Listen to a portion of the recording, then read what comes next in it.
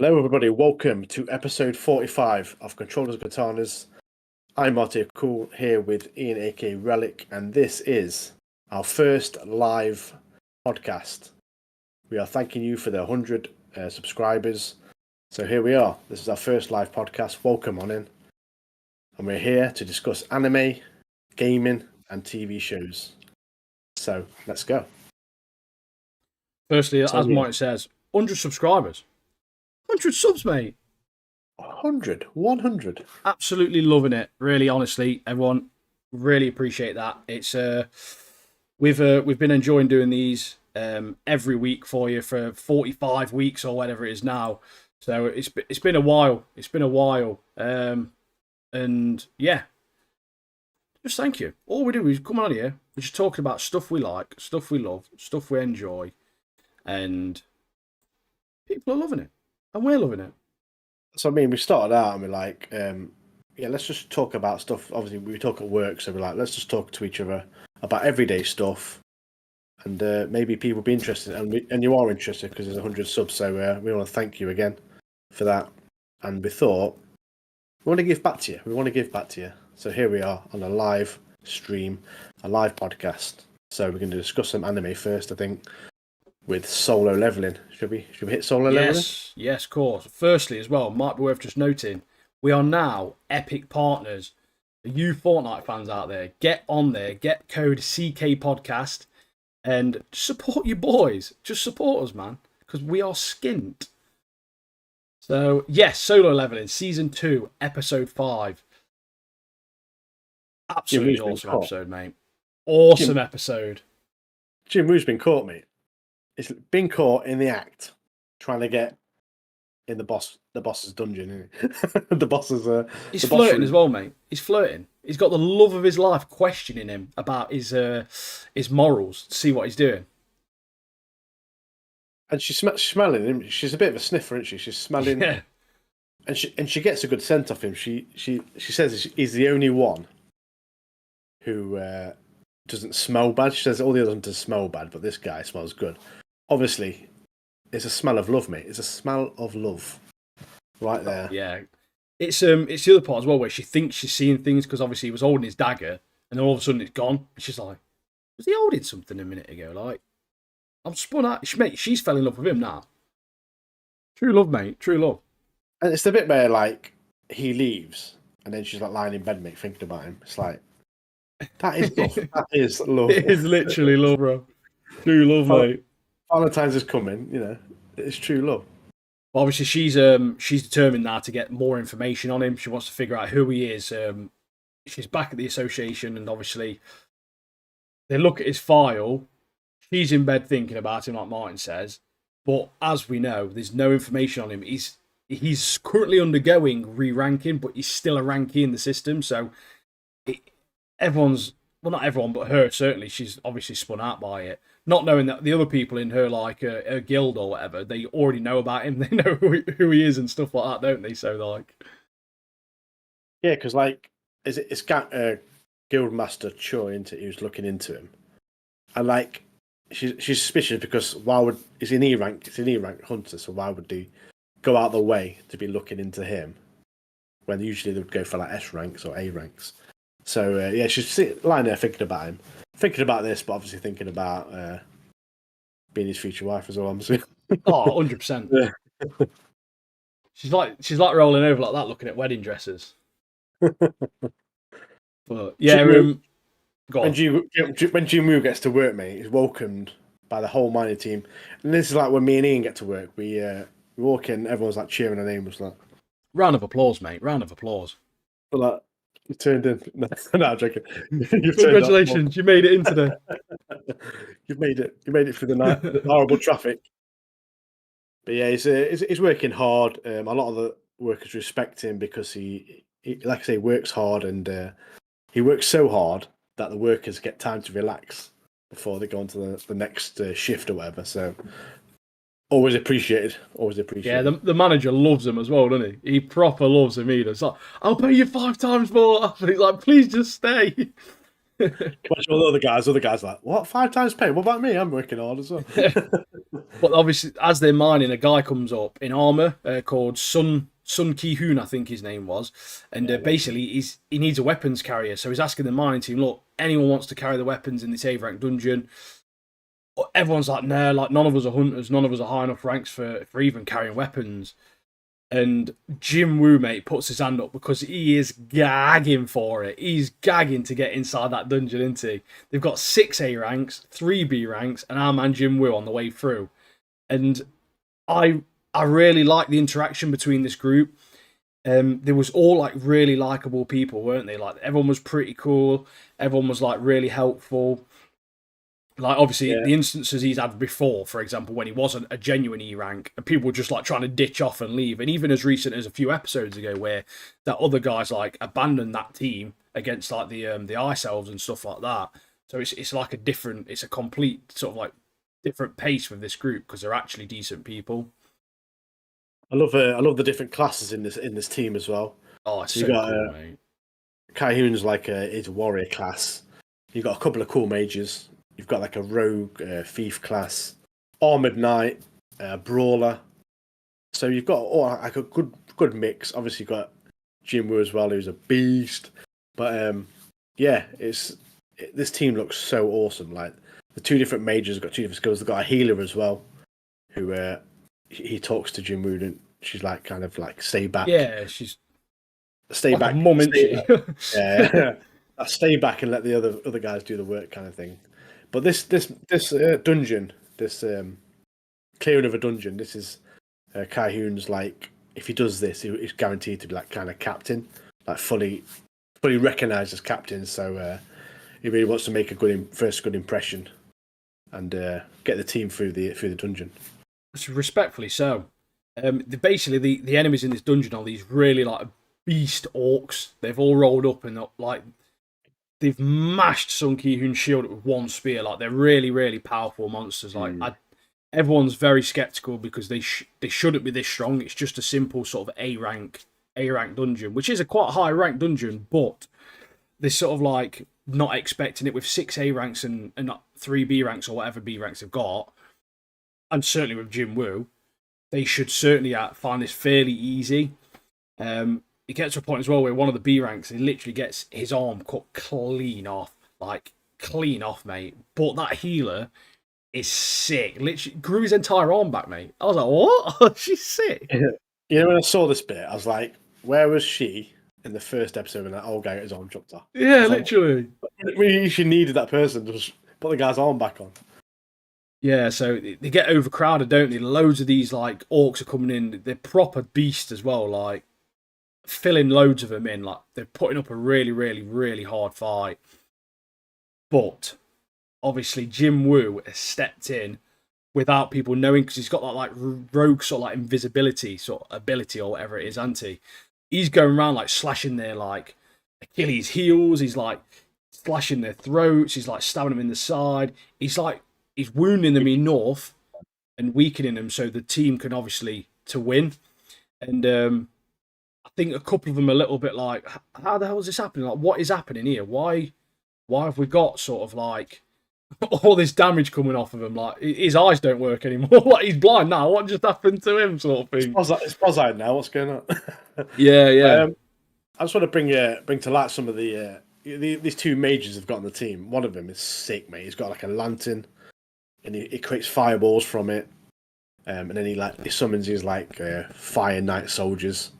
But then on the other hand, you got like another mage who's like a lady mage, but she's like summons like a snake and like restrains all these orcs. And I thought, oh, that's so quality. But the animation in this episode, like you need to watch it to fully understand it, because obviously me and Ian could tell you all this and all that, but you need to watch it to really fully appreciate the animation and the fighting is so good in this episode. Yeah, the animation as well. Always phenomenal. Always absolutely phenomenal, isn't it? But yeah, they seem to be possessed. Obviously, these orcs are like possessed, aren't they, by the leader of them all? Yeah. But yeah, like Jim Woo's the next episode to this is going to be massive, mate. It's going to be absolutely massive. Like, really is going to be so sick. I'm so excited for the next episode, man. I'm so excited for tomorrow when it comes out. Well, 2 days when we're recording now, but for you people watching it when the podcast release, it's tomorrow. So, yeah. So the guy's called, what was his name again? Cargilgan or something, isn't he? Yeah, Something like that. It's got a weird name, hasn't he? Yeah, so how it comes about is that they want to leave, don't they? Like Kai guy's like, even though this is like my dungeon to make me captain, we need to get out of here because these guys are too strong. Yeah, like you say, he wants to be like a responsible leader, doesn't he, and withdraw. But obviously, we know that we find out that the gate's cursed, so they can't get back out. And then it's like you say, it's that Cargalgan, isn't it? Cargalgan. He's like the obviously the dungeon boss, and he's like, he sends like a load more orcs, doesn't he? When they're trying to get out, So many more. It's that part as well where the mages are like, they're trying to dispel the door or something, aren't they? To dispel the magic to get out, and they just start bleeding like out of their eyeballs and stuff. I was like, flip, like, this is fucking mad, mate. This is like they're all getting murked. Yeah, but yeah, and that Carl Gelgan, he like says, "I am the orc master of curses," or whatever. So yeah, and he goes, "Either come and meet me, or you all get mashed up here, like you're dead here." Like so, obviously, Kaihun being the leader, he decides to meet this Cargal. Yeah, it's like, okay, we'll meet you. We'll meet you. Because obviously, I've put here, find his name, Cargalgon, not to be mixed up with a washing machine cleaner Calgon. Or Colgate toothbrush. Or Colgate toothpaste, yeah. Yeah, so they've all gone to this leader who's sitting on his big throne in this mighty like hall. Orcs lined each side, millions of them. And it kind of ends there, doesn't it? Like it kind of ends... it's very like, the way I can describe it for people that haven't watched it is like, it's very like a Thanos like esque sort of scene into it, where he's on this big throne, like this massive dude. But yeah, honestly, awesome. One of the things I thought as well, I can't help but think that Cha Hai In or whatever, the dancer, I can't help but think that maybe she's going to enter the dungeon too. Yeah, that's what I was thinking. Yeah, like I'm wondering, I wonder if she's going to like roll up as well. And then she'll see what Jin Woo's all about. Like she'll see him in action and be like, "Yeah, he's not an E rank, mate. He's a..." And I think if she saw him action, she would propose to him. Like 100%, she'd ask him to marry her. What, weak at the knees straight away? Like 100%, mate. Jin Woo. 100%, mate. 100%. For those who are watching this as well and excited about the next episode, online it's saying like the next episode is better than season 1's episode of Igris vs. Jin Woo. And that episode was one of the best episodes I've ever seen. Unreal, mate. And Unreal. For this next one, big words, but for this next one to be better than that, bring it on. Bring it on. Oh, so good, man. So good. I'm loving this show, yeah. I'm loving it. And another show that I'm enjoying, Sakamoto Days, mate. Episode 4. Ooh. They're still at the theme park, man. Still at the theme park. Yeah. You got these two. One bloke called Boiled. Hard Boiled, innit, the episode's called. This bloke called Boiled Egg or Man Boiled or Boiled Man or something. And then a woman, Obiguru, I think her name is. Obiguru, yeah. But he's funny though. He's just like, he keeps shouting stuff like, "My target is the only life I take. I won't even kill an ant."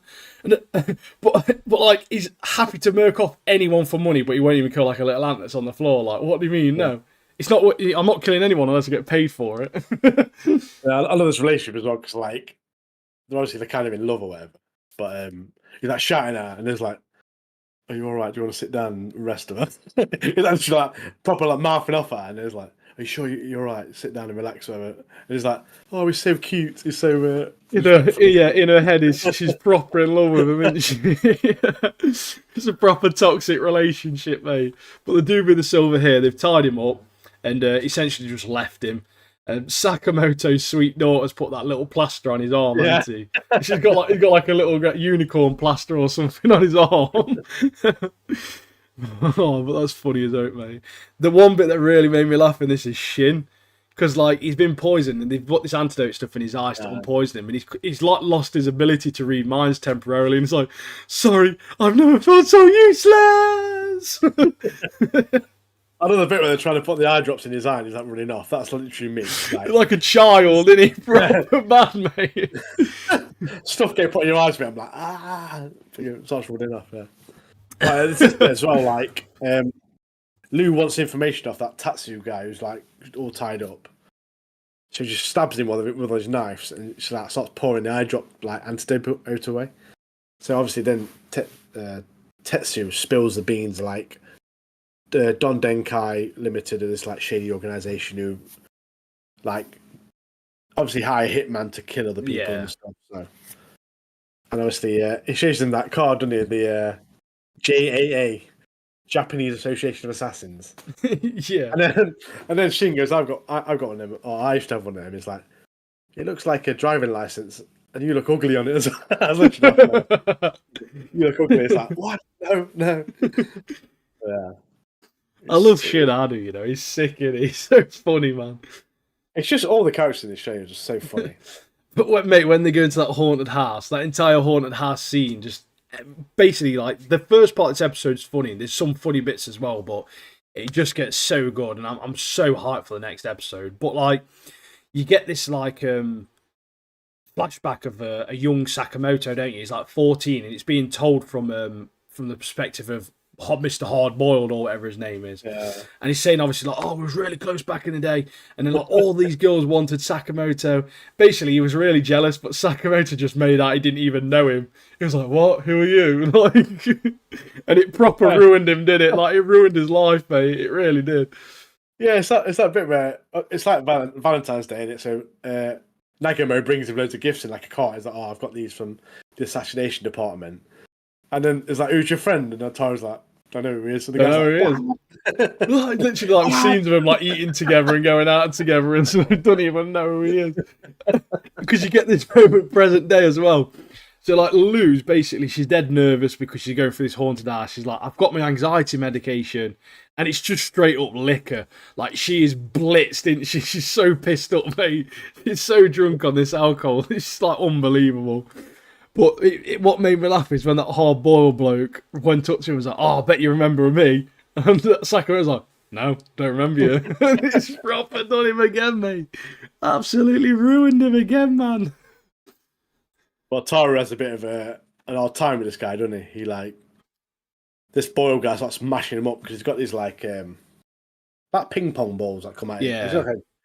Like a thing on his arm, like a glove thing. It's got like cannons on it, hasn't it? So he can like make his fists, like his punches, like really powerful because they get boosted, and he's obviously firing explosive ping pong balls out of them.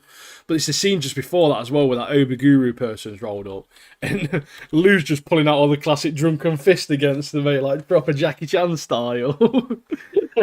So good. Yeah. It's like I say as well, and this as well. The animation's really good, and yeah, it's so sick. Before they obviously these two come, the assassins Boiled and Abagoro. Like there's other assassins, like weaker assassins, coming to try and take him out in the form of zombies in this haunted house, and like Tara's just murking him off in here without his family seeing. Yeah. But yeah, that Obiguru wants obviously Lou to try a bit harder, so they've tied Shin to a bed. They've got a chainsaw on him, haven't they? It's like, you're gonna have to fight me stronger if you want to save your friend. Like, Shin's like, what's going on? It's like you got to fight stronger, whatever. And she like starts crying. It's like, bye, Shin. Like, what? What have I done? But yeah, it's such a great show as well. Such a great show. Yeah, it's sick, man. It's really good. But yeah, like you say, Sakamoto's getting absolutely blitzed, isn't he, to be fair here? Because obviously that boiled egg guy, he's got all them gadgets and stuff, but he's remembered, Annie Sakamoto is. You see here why he's like the top tier, because he can remember back then seeing his formula for his sort of like his invention on a piece of paper, just as he invented it. Because obviously he does remember him, he's just winding him up, I think. But he starts reading out like the formula. It's like nitrous oxide, blah blah blah, like all these different percentages and all these different formulas, and he just emerges, doesn't he, from the smoke, and he's just handsome as fuck again, mate, dead skinny. Like, what has happened? What happened? How did it happen? How are they going to make like? I don't know how they're going to make us wait another week for this next episode, mate. I genuinely don't know how it's happened, bro. I'm buzzing. I'm so excited for this next episode. So boy was hitting that hard. He flew into the wall, mate. Lost weight. It's literally must have melted his fat suit. That's all I can think he was Yeah. doing. He's just wearing a fat suit, like he's trying to be undercover, isn't he? It was his disguise, I think. So for those who are watching, if you think that's a way to lose weight, mate, don't try it, mate. Yeah, don't stop Don't try it at chucking home. explosive ping pongs at yourself. Or just like flying into a wall, punching other people, fat people into walls, try and make them lose weight. It's not going to happen, mate. This is just an anime. But yeah, I'm loving this show. It's so funny. It's the action's good and the story just keeps you gripped. So yeah. Whew. Yeah, it's cool. Really, really enjoyed it. Really enjoyed it. There's another show as well I've been watching. Fire Force, yeah. I Force episode 11 and 12, wasn't it? 11 and 12. I messaged Martin Saturday last week when I watched these. These two episodes, two of my favourite Fire Force episodes to date, include all of the first season. To date, these are two of my favourite episodes. And boy, oh boy, were they awesome. They were phenomenal episodes, these were. Phenomenal episodes. We haven't talked about it before, have we? We've not spoke about this. This is our first time now speaking about this. I just want to say, start off with Joker going to Yeah. Benimaru's back for a start. Let's have that. Woo. Not only that, mate, that Lich, he's creepy, isn't he? He's a creepy bloke, he is, mate. Yeah. We find out a lot more about him, don't we, in this episode? Yeah, but, yeah. So Joker goes to Benimaru, and obviously he wants him to help him break in and investigate the suspicious activity at the Great Soul Temple. Obviously, Benimaru is a bit like suspicious of Joker because some guy randomly comes in. But yeah, that team. That team. Unreal, mate. That's another two characters I want in Fortnite. Unreal, mate. Telling you now. But so obviously Shinra's come back with his team. It's told Obi and the other Fire Force. Obi's took it up the chain. Obviously took this information up the chain, and the higher ups want Obi to kind of like keep the truth hidden for now.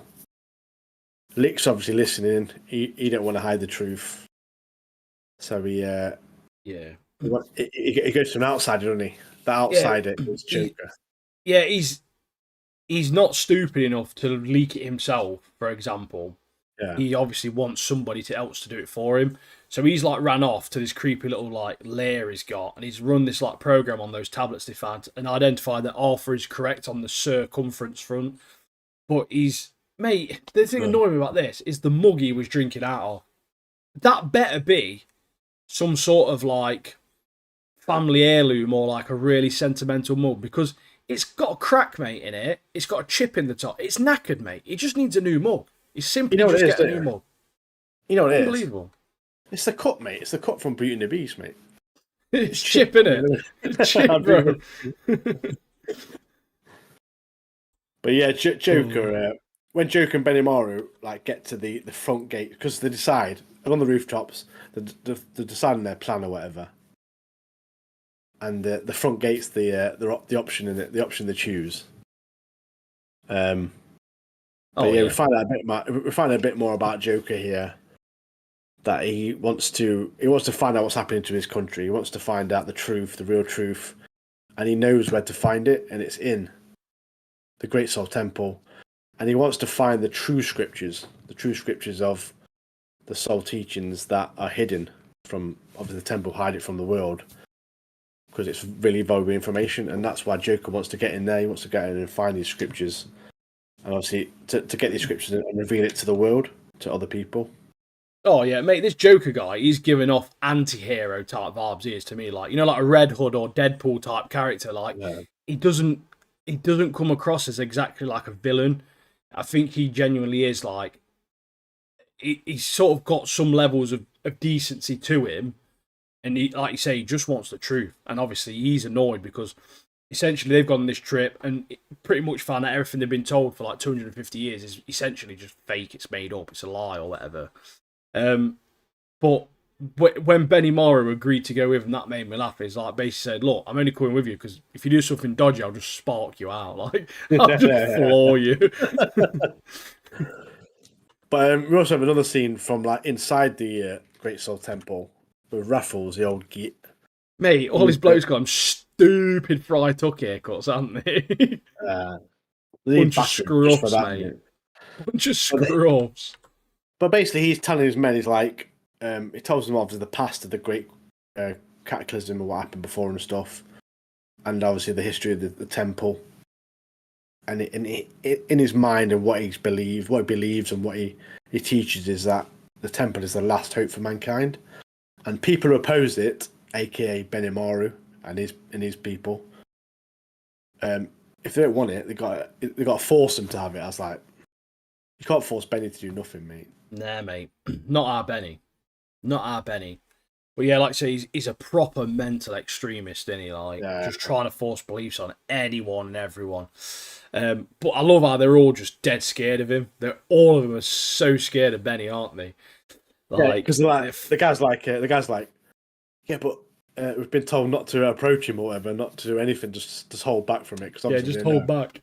And then he's outside just battering all these big nose bowl cut cretins, isn't he? Like just filling every single one of them in. That scene, that action scene with them two.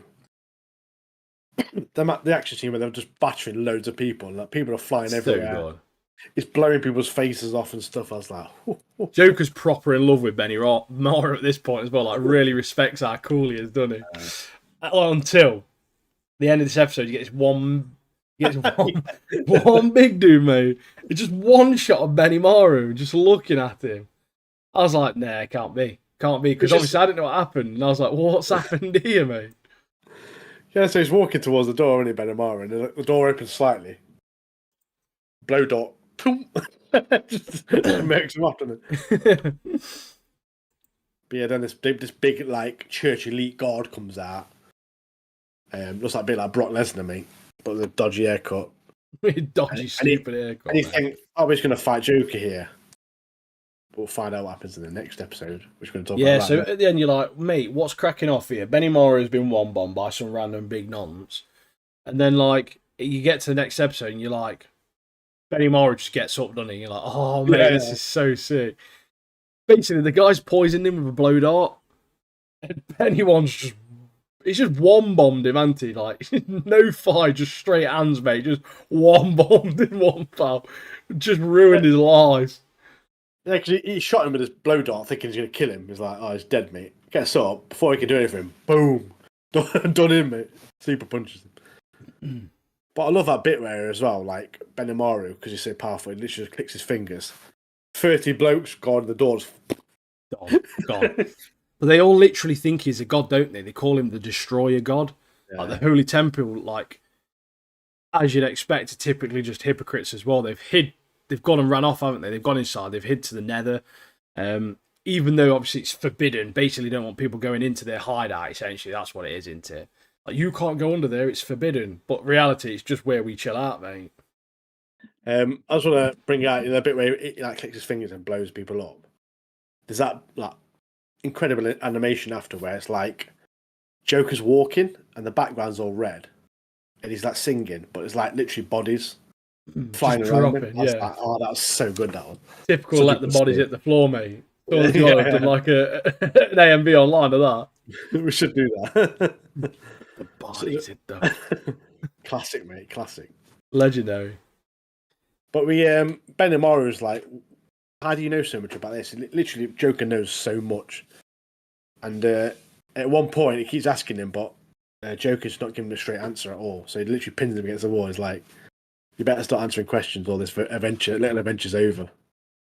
One of the parts that made me laugh dead bad, though, was when Joker obviously starts giving some, like, a bit of a backstory, doesn't he?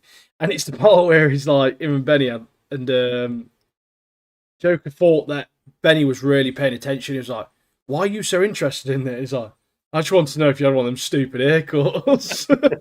It's Joker's response, hell no. Hell no. Because you have an image, don't you, of him with a stupid haircut?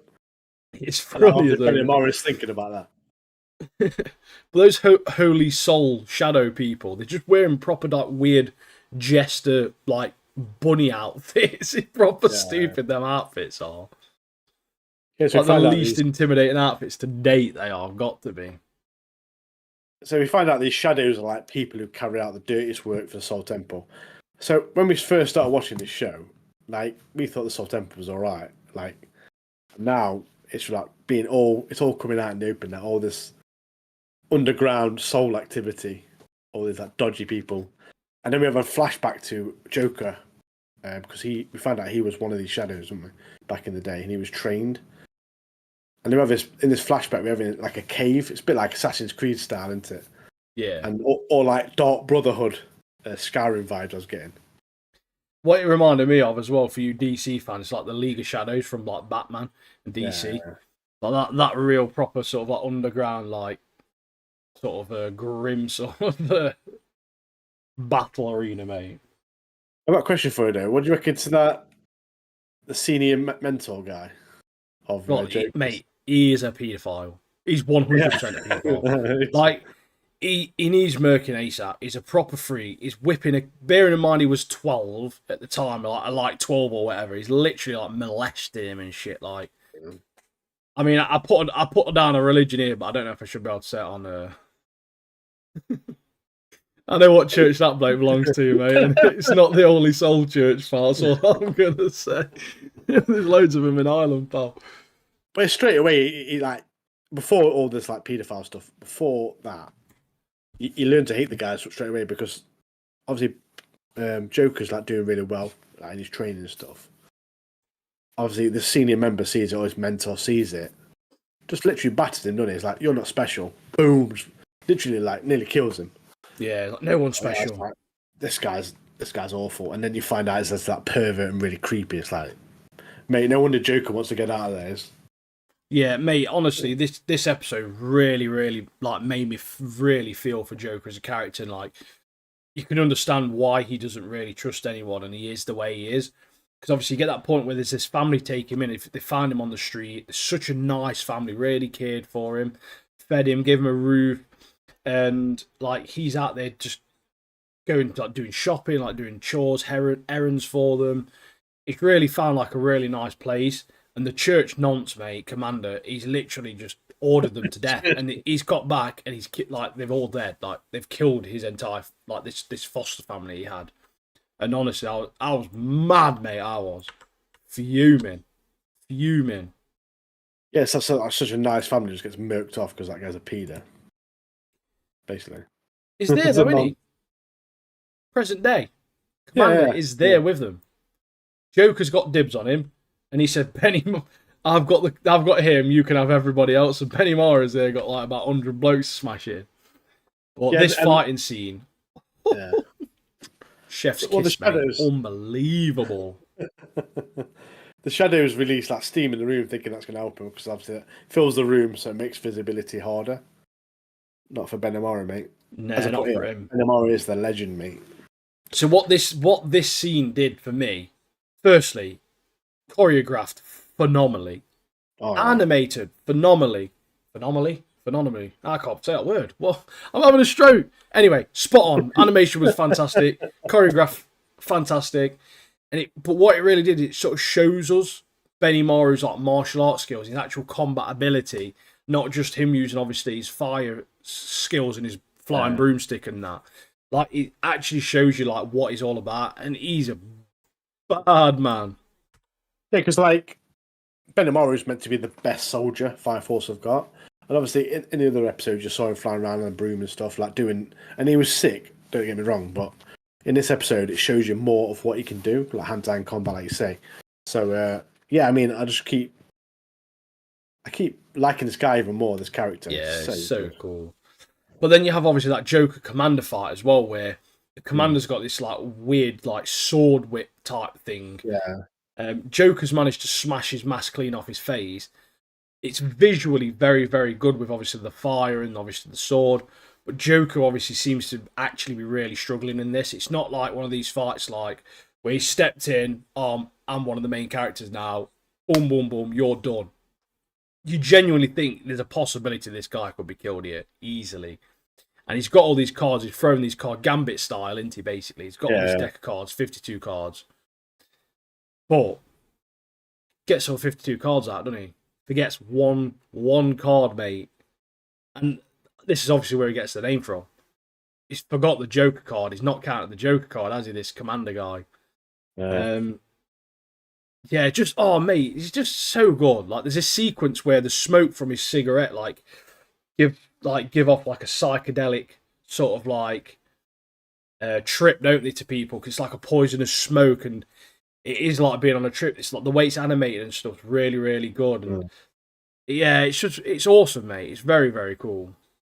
Talking of his cigarette, I like the bit where like kind of Joker's like he's got a cigarette up in the air, and then the smoke goes up, and then it like his cards drop down. Like his first two like weapons he's going to use like drop down from the smoke.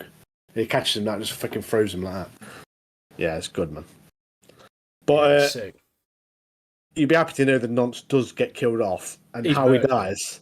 How he dies is so first he gets his arm chopped off, and then Joker literally throws a card and literally cuts him to pieces, doesn't he? He's in bits, mate. He just drops in bits. Mush. Is that mush, mate? And I was like, it was so satisfying to watch. I was like, yeah, that's what he's doing. Insane.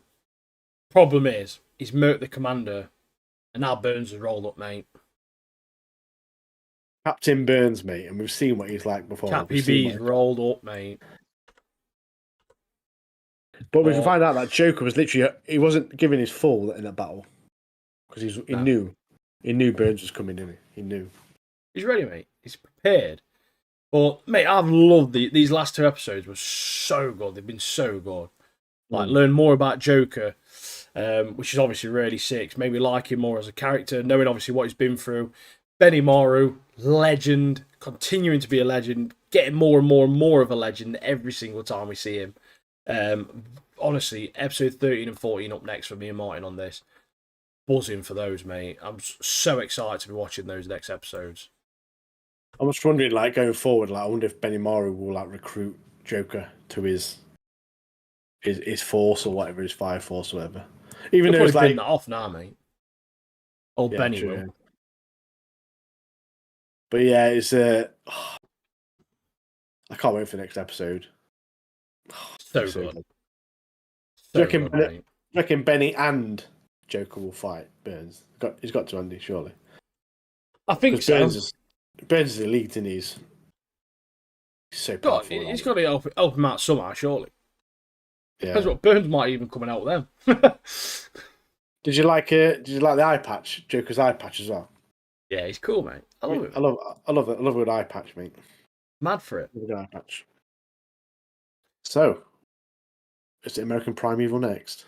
American Primeval, non-animated, currently on Netflix. It is a sort of like a cowboys and Indians type thing from that sort of era, America, and very gruesome, very, very visually pleasing.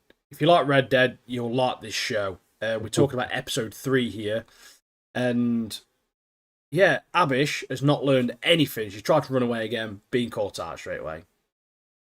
Silly sausage. I find out that red feather guy, the main guy, he's like a bit of a magpie, isn't he? Nick's a necklace, mate. Loves them shiny things, doesn't he? Takes a necklace. Like, I love that. Cheers, mate. He's just got a nest in his like teepee, hasn't he? Just shiny things, mate. We have Jacob Pratt wearing a hat to keep his hair on. Mate, he looks like shit, doesn't he? He needs murking off. Like, he needs to get himself, firstly, he needs a wash. He needs to get himself to the local stream, mate. Closest bit of water you can get. Get in there, mate, because you look minging. When Abish finds you, she's not going to want you, pal. Secondly, his eyes are like Walking Dead eyes, isn't he? He's got like zombie eyes. Yeah, I mean, his scalp's 100% infected, and I bet he stinks, mate. I bet he's proper onking, isn't he? He's probably crapped himself as well. It's disgusting, isn't he? Disgusting. Yeah, so Wolsey, the Mormon military leader guy, he's like, you need to accept maybe things aren't going to work out for you. Like, your wife might get killed off, whatever, because this is the Wild West. Jacob's like, no, I dreamed about her last night. And then we have that Virgil the Hunter, the one who's after Sora and Devon. He turns up, asking questions and stuff. And then he shows a picture. He goes, "Oh, I'm looking for these bounties, whatever." Shows the picture to Wolsey, and he sees it's Sora. And obviously, he wants Sora. He wants to kill Sora because they escaped the camp that obviously they attacked, so they're witnesses. Yeah. So it works hand in hand with what they want. So Wolsey's like, "Yeah, take Jacob and that other guy. I can't remember his name. Brother Cook, in it. Brother Cook, dude, innit? Yeah, that so dude. They're going to go with Virgil to help find Sara and the kid, because obviously Virgil said there was 2 women, so obviously Jacob's thinking, his wife's there as well, so we'll go with him. But when they start travelling off, Wolsey tells Brother Cook, he goes, "When you see Sara and Devon, kill him off, mate. We don't want any witnesses." Merc ASAP. So they're headed to Crook Springs to find Sara and Devon. I just want to let you know that Wolsey guy, I hate that guy. I hate him. He's doing it ASAP, doesn't he? We have another occasion where Sara again doesn't listen to Isaac. Mate, it's that all that back and forth is boring, isn't it, when Sara's talking half the time? "Oh, I'm cold. Oh, blah, blah, blah." Shut up, man. Shut up. But you also find a little bit like Devon's dad doesn't know they're obviously going. Essentially, it sounds like he didn't even want anything to do with them. So obviously, they're just hoping for the best, really, when they roll up to that place. I did like the idea of, obviously didn't know about this, like, obviously getting that stones, heating them up, burying them under the soil, and then lying on top of it. Obviously, heats you up. Yeah. I was like, that's pretty decent. If I get stuck in the wilds or whatever, mate, that's what I'm going to do. It's a survivability test, isn't it? But yeah, they come across that little French girl, don't they? And like you say, Sara yet again doesn't listen to Isaac and basically takes her. And in this instance, I can understand in a sense why she's done it. There's a little girl on her own in the wilderness, and obviously she's just mother instinct and all that sort of stuff. Thinks, "No, I'm going to save this girl. I want to help her out. I want to figure out where she is." She's like 3 years old, doesn't want to leave her abandoned. They get to a camp, and there's a bald, burnt woman, looks like Voldemort, absolute shaven ball sack of an head. One of the most grossest looking things I've ever seen in my entire life. I put a cross between a thumb and Gollum. Horrible, mate. Literally, the whole camp's full of inbrids, mate. Inbred. It's honestly hills of eyes, mate.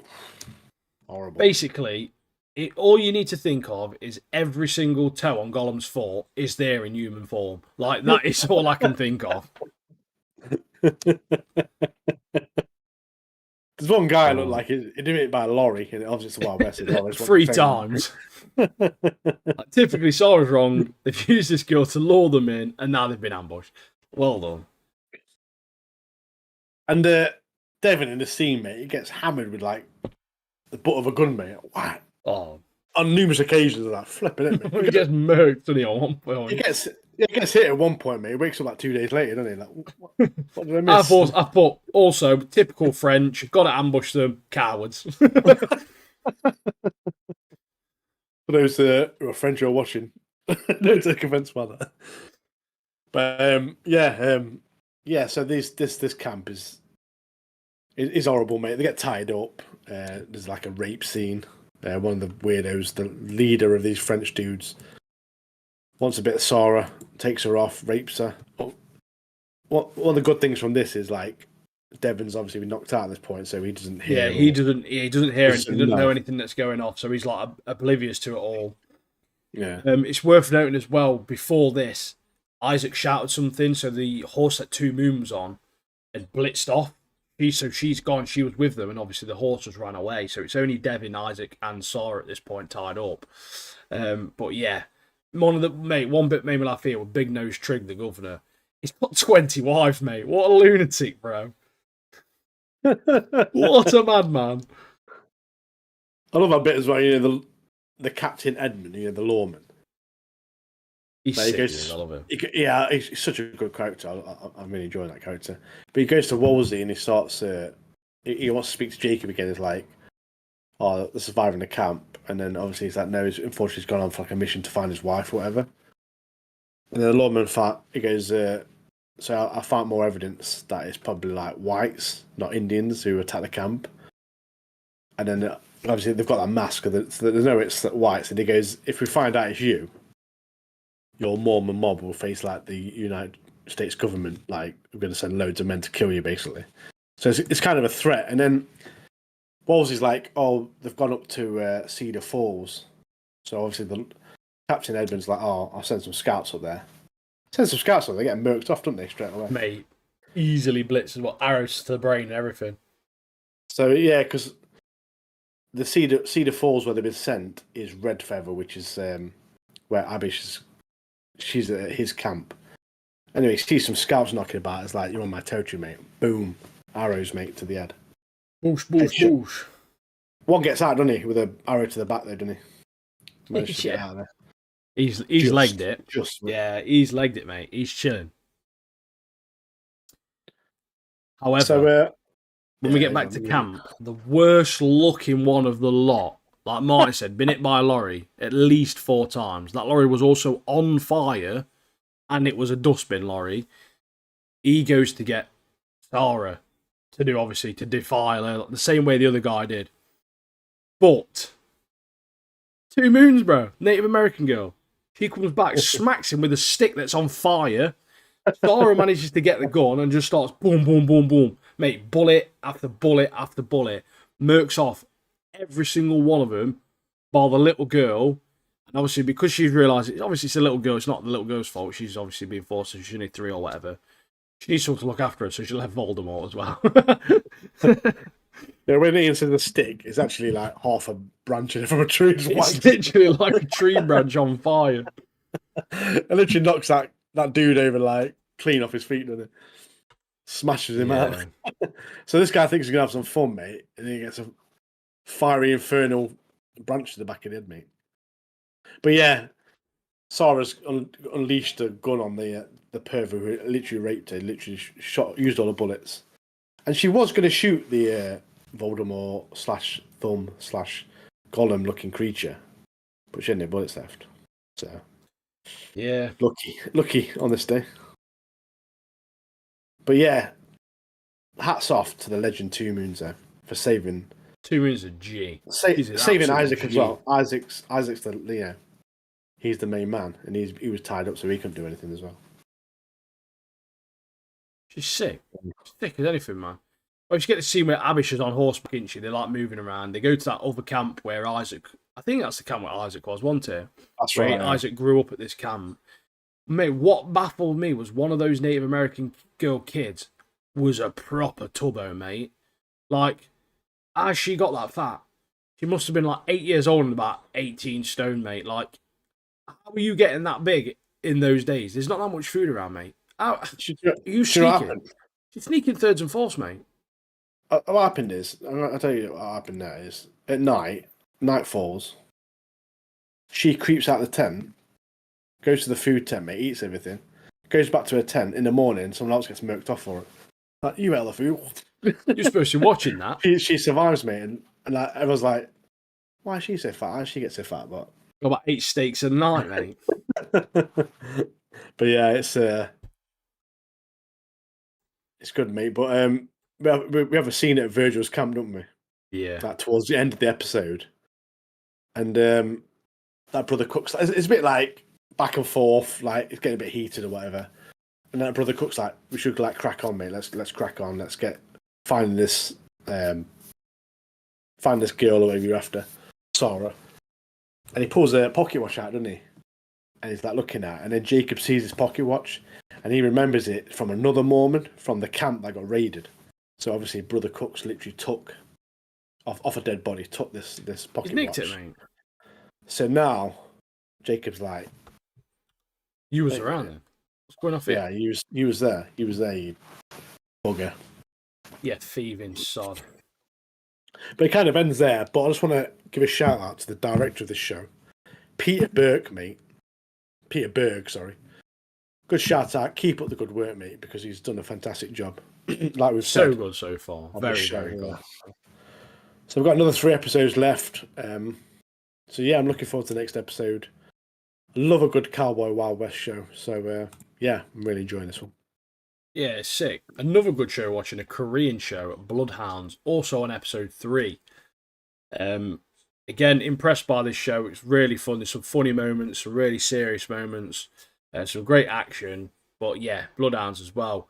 Very, very good. So this episode kicks off. Gunwoo, he's run straight in back to those guys who have obviously trying to steal the IDs from homeless people. But he might be too late. Homeless dude pouring rivers, mate. Rivers of blood coming out his ears. I swear. He's battered. He's done for. So, yeah. We don't know. Yeah, and Will he make the guys. it? I think he will, mate. I think he will. Gunwoo saved your money. It's called an ambulance for him. But I love the bit where, the guy pulls a knife out to attack Gunwoo. Then Woo Jin, his mate, runs in and fly kicks him into next week, mate. He flies away. Obviously, then the guy retreats, and obviously you get seen until later on the episode. But yeah, so these guys have rang the ambulance. This guy's murked off, mate. He's like, he's going to die unless we call an ambulance. He goes to the hospital, and then they speak to he and Ju into the girl. Yeah, he won Ju. Right. I just want to. She's got a brand new Mustang, right? But she answers the phone like that. And she not got Bluetooth or CarPlay or anything, mate. Like, it's just so irresponsible. Do you know what I mean? So irresponsible. She likes the old-fashioned way, doesn't she? About 11. Ways, isn't she? Literally about 11, bro. Obviously, she's being Mardy. So, I told you not to get involved, mate. The guy's brains were bleeding out on the floor. His brains were literally mashed, mate. So, yeah, they try and talk to her. Hojin arrange a little meeting. They get fired and they start walking out. Gunwoo kind of gives his little speech in it, and he shows a scar, kick-ass scar on his face of what the leader of the Smile Capital did, Kim. And it kind of hits her hard, doesn't it? And she's like, okay. And then they walk off. And then she's watching on the camera and she texts them, and she's like, oh yeah, come back tomorrow to work. Anyway, before that though, Gunwoo and Woo Jin are arguing, aren't they? Bickering, aren't they? Yeah. Next minute, they both get a message, look at it, and they're hugging each other, dancing. It's so funny that was. Bouncing around in the car park. Yeah. You knew it was all going to kick off though, because that chubby, ugly one who they mashed up, who was nicking IDs, he's obviously been recognised, hasn't he? But he's recognised the hat that Gunwoo was wearing. And obviously he's borrowed money from the old man, Grandpa, before. And he's obviously taken the guy he works for to them, and he's clicked on that obviously it's a safe because he goes back to this bookstore where obviously in the other episode, first episode I think it was, where there's all them books have just got loads of money in them, haven't they? Tons and tons, billions of ones just in all this, all these books and stuff. But they need to get that money moved ASAP. I'm telling you that for free, mate. That's my advice. Get that money moved now, mate. Yeah, and we get a bit of information on Ishang Ji into that guy, the homeless ID dude. Yeah. Yeah. So basically, for 6 months, he's been making 500 million won from 10 IDs, mate. So if he's doing that for 6 months and getting we got to 10 IDs in one night or something like that. So if he's doing that, and obviously he's giving all the money to that Smile Capital, but all these loan sharks are getting ripped off, mate. And the girl comes up with a plan if we capture or if we get the money back for these con men, we can get a 2% recovery commission fee thing. So there's a lot of cash coming in. Obviously, Hugh Jin's that's not that, mate. Bit of dollar that is, So that's the kind of plan what they're going to go with. But mate, I was reading the notes of what comes up now. Yeah, well, obviously the old man meets him. He's not happy. he finds out obviously about Gunwoo's scar, and he has connections as well with Smart Capital, doesn't he? Because obviously he's he worked with Kim, the guy who's the owner of Smart Capital. Yeah. And it's the part where it's so typical of this show, mate. They end up having some food, don't they? So they go for food and just start chit chatting about obviously just life and stuff in general. But Gunwoo, mate, he's definitely autistic. That bloke is into. He's like, shall we converse while we wait? We have a bit of mate. we have a bit of background, don't we, on Kim's like plans for what he wants to do. So basically, he's got the top floor of this hotel that's been built by. It's the guy, it's director Hong, who was in the previous episode, who was having that drinking match with. He's like the hotel leader or whatever. And basically, Kim wants to, because it's during COVID, obviously Macau, which is gambling like Las Vegas near Hong Kong, that's been closed down. So people want like their fix. So this casino is going to be perfect. And he reckons they're going to make like 100 billion won in like an annual revenue or whatever. But what he's going to do is going to look after the guests and he's going to film it, like secretly record it, and then when he's got enough money, he's going to give this information to the cops. And obviously then the cops will raid this hotel, and then obviously the value of the hotel will go down, and then he will swoop in all his money, buy the whole thing. Clever. It did make me wonder though, like in real life, are like loan sharks and lending money and borrowing money in South Korea like an actual issue? Do you think? Like, because it seems that loads of people just borrow money from any way possible in this show, don't they? Like, is this actually like a real genuine issue in South Korea? I wonder. I think it might have been like during COVID, but I'm not sure. Even in this country, mate, you don't just go down the street and like ask some bloke like, "Oh, can you lend me like 10 grand?" Just don't ask him, does it? Exactly. Yeah, you're like, all right, cheers. Here's my bank details. But so in order to do this, Kim gets one of his men, Jang Do, to get dirt on this director Hong. And then the poor guy goes for a car wash, mate. Thinks to get his nice car wash, gets mugged off, mate, by about 10 goons in it. 10 goons come in this car wash, start battering him, including that is it Im Bomb? You know, the big unit guy. Yeah. And basically, he says he wants to get like dirt on him, so he gets his phone out, mate. He goes, "Get your knob out," basically, like strip off, literally get naked. Yeah. Mate, I think it's proper sus. I do, mate. I think they're all a little bit dodgy doing that. Well, getting his knob out, or tell him to get his tallywhacker out, mate. Yeah. or watching. But yeah, Bukkake style, mate. But yeah, it is very dodgy. But then we have this backstory of Mr. Kim. I don't know if you want to tell him. Yeah, so essentially Kim used to work for obviously Grandpa. When he obviously had this business, he obviously had some issues, some health issues. He had some information where he didn't want to do it anymore, so he shut down the company. And essentially, when he did this, I think people were a bit annoyed with him, and they decided to raid his offices because they knew he had like a safe there of money and all that sort of stuff. So they've obviously gone into they've hired this professional like safe cracker or whatever to go in there and crack this safe to get the money out of there. And there's loads of money in that safe, isn't there, mate? Like there's so much money in it. But old Grandpa gets notified, doesn't he? It's the secret Im Bomb, isn't it? That bit. The gorilla, South Korean gorilla. Mate, Grandpa was a monster on the fists back in the day, wasn't he? He was a beast. Absolute beast, and there's this sick little scene where he's scrapping in the with that big Imbiom guy or whatever his name is. He's thrashing these geezers, sparking them out.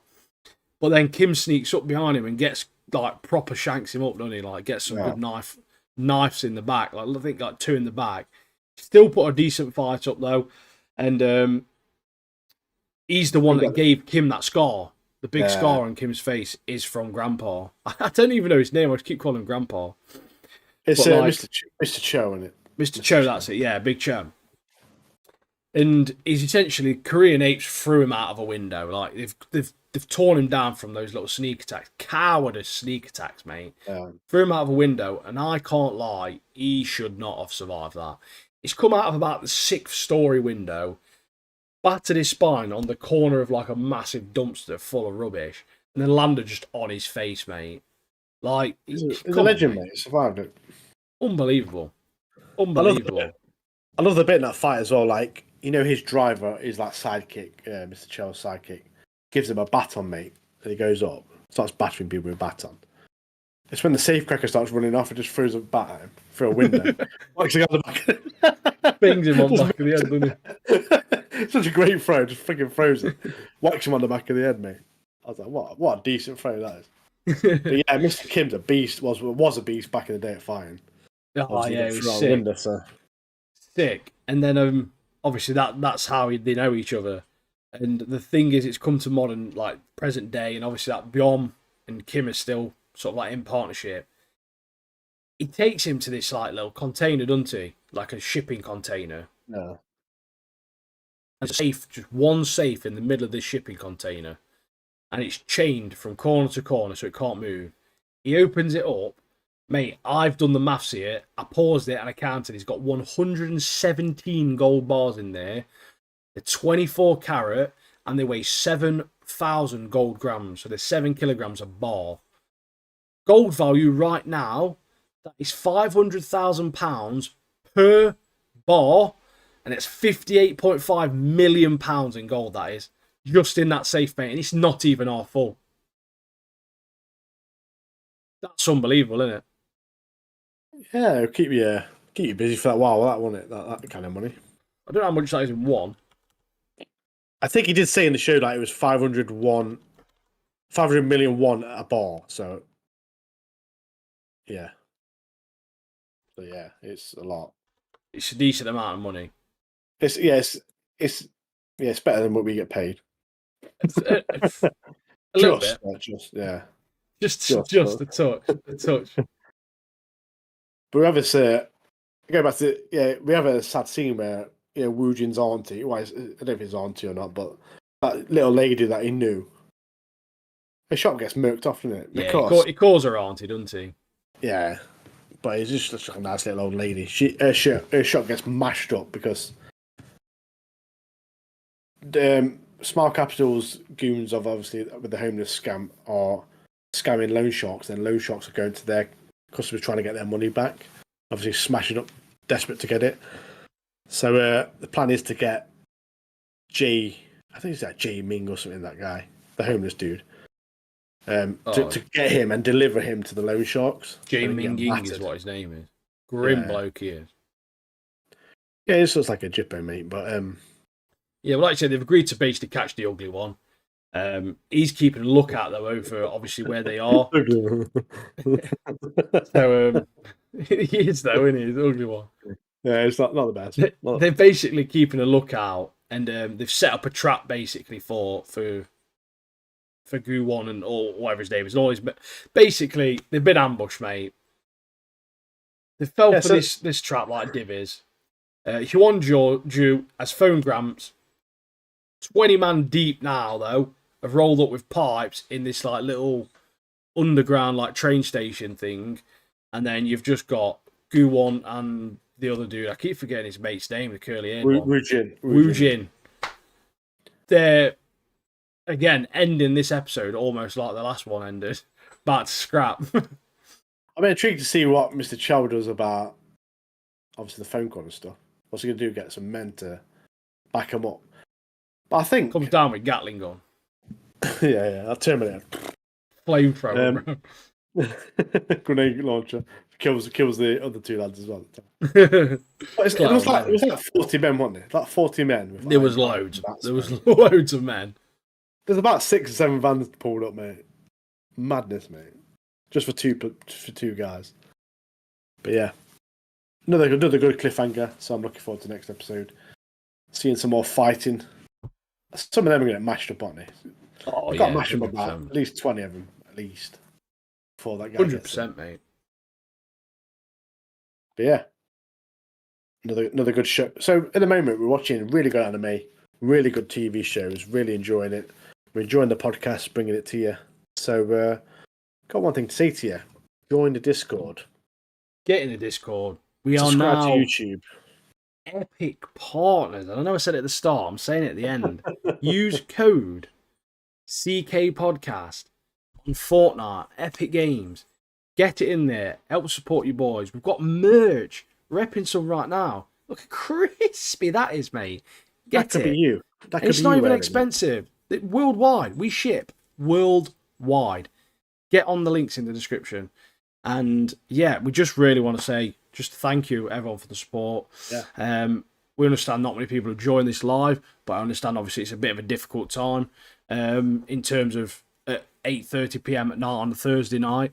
People have got lives, we understand that. Hence why when the video goes out, the views obviously come in after the release because it's easier for people to watch or listen. We're on Spotify, we're on Amazon Music, we're on YouTube podcasts, we're on obviously YouTube in general, we're on TikTok, we're on Instagram. Just follow us where you want to follow us. We are there. We're on Twitter. We'll not be posting anything on there, but we are on there. So if you really want to, you can give us a little follow on there. But we will probably never post anything on that. Or X or whatever it's called now. But yeah, really, really, really big thanks to everyone that's subscribed, everyone that's supporting us so far, sharing our stuff, liking our stuff, commenting on our stuff. We really appreciate you. We love doing this, and obviously it gives us a little boost every time we get some sort of interaction from you. It's nice. It feels like what we're doing is also nice for other people because sometimes some people like to just listen to people talk, or they like to be in a community where they can discuss things that maybe they can't discuss with their friends in real life. That's what we're here for. Get in the Discord. Yeah, like I say, we're really enjoying it, and we're going to keep bringing it to you because we've got so many shows, so many animes to enjoy. So we're going to be around for a while. So, like I say, subscribe, follow, like, get the Discord, talk to us, give us your feedback because we greatly appreciate it. And on that note, it is the end of the episode, unfortunately. Awesome. Cheeky shout out to Axel B123, one of our best mates, best man at a wedding, Axel, who did leave a comment on this live as we was discussing Bloodhounds. So apologies we didn't respond, Axel, when you was in here, mate, but it was in the middle of it. But yeah, we appreciate your support, mate. Grant, appreciate your support. I know you're watching every single one. Love you both to death, and honestly, it's great. I love it. But yeah, that's it. Yeah. Take care, everybody. There's one thing to do, and that is to see you in the next one. Podcast Friday. Nerd News Saturday. Gaming Sunday. We're all going up 3 days a week now. You've got content from us. Check it out. Peace and prosperity. Love you all. Bye.